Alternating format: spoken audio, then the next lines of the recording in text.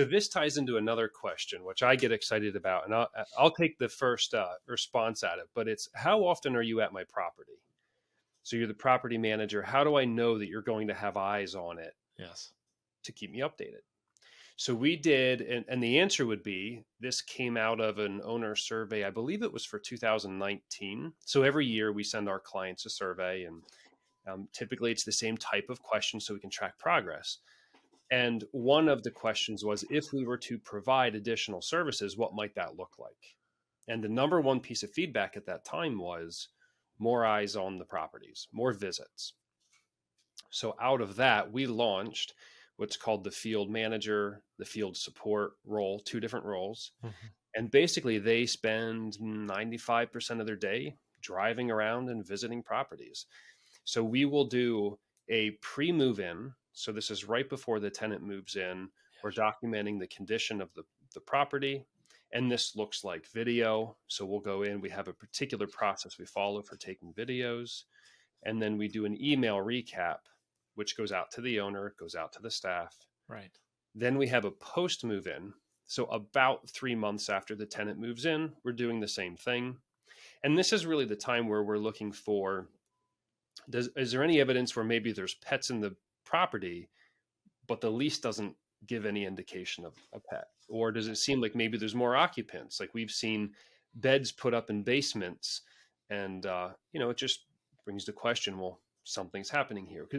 We found that by the time a resident moves in, typically 3 months into that, that's exactly how they're going to keep the property. That's how they're going to live. Like they're comfortable at that point. Right. So we visit 3 months after post move in. And then we do about 4 months prior to the lease expiring, we'll do another visit. So we call it the lease renewal visit. And this is to get eyes, again, in the field. The resident may be paying on time every month, and from a financial perspective, they look great. Well, how are they keeping the property? Yeah. And this is also our time to post what's called a cure or quit. So if they're in breach of their lease, maybe not from a financial perspective, but it could be the way they're keeping the building or any damage that's there. That's our opportunity to post that and have them correct it, right? Because we have a fiduciary responsibility to our clients that we're helping them maintain the asset and their net worth. And so that's one step. And then we do the move out. And the move out inspection is your standard move out inspection. We'll go there, document it, take video, put a scope of work together. And the other one I didn't share was when we do sign up a new unit, we're typically out there doing what we call an initial evaluation. So we've signed up a new unit, we're walking through it. Again, we have a documented process for this. And really we're looking for any kind of maybe life safety issues or future repairs that may have to be done. And so those are the typical, so typically we're at a property 4 times, depends on the lease term.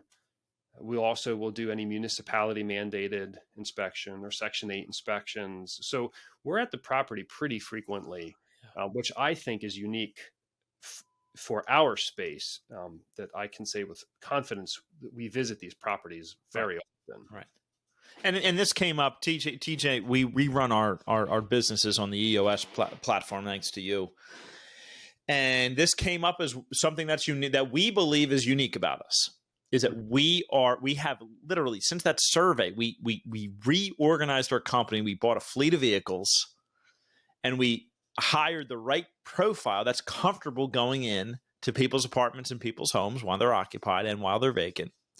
And I'll tell you what, there's so much that it catches. When you hear these horror stories, oh, and they were doing this and the property was that, the first thing I say is, when's the last time you were there? Oh, it's been years. Okay.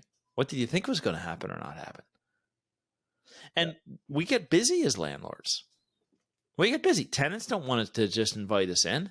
You could end up as an hour-long conversation with some of them, right? Or you don't want to know about all the little maintenance stuff that's going on.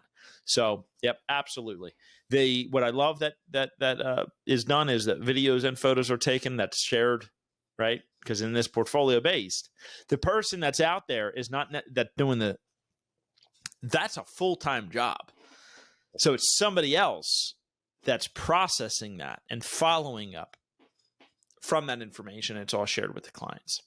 And that would be the property manager. In our model, that's the property manager who takes the information, shares it with the owner, and if any action items come out of that, they're following up with it. I smile when I get them now. It just feels good. I love it. Here it is. We're ready to renew the lease, and here's what we're thinking. Yeah. And even if everything's great, it's just nice as a landlord to see the report and know we were there, it's been documented. And that could be a whole nother episode of the things that we found by doing into the properties as often as we have. Yep. Well, it's helping us out on a legal case where we're defending a landlord right now. What was found in those videos. That's true.